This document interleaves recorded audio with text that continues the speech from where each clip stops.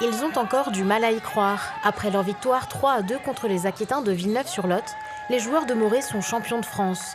La fin d'une saison exceptionnelle en Pro A pour ces 4 joueurs.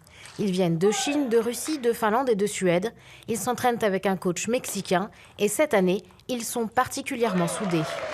Si on avait un qui perdait, l'autre il gagnait. En fait, je pense qu'il a jamais eu un vrai leader. En fait, tous étaient leaders.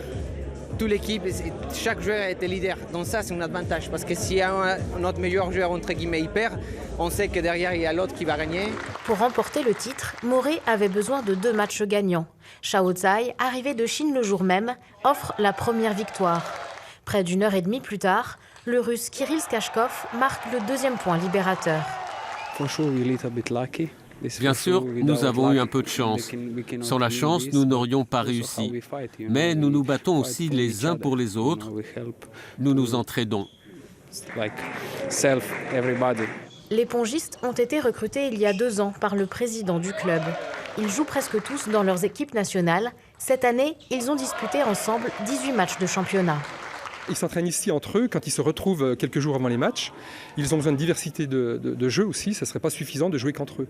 Donc c'est une bonne chose qu'ils puissent avoir d'autres relances, d'autres types de jeux. Tout se passe bien dans l'équipe. L'ambiance, le public, tout va bien, donc il n'y a aucun stress. On peut facilement faire nos meilleurs résultats.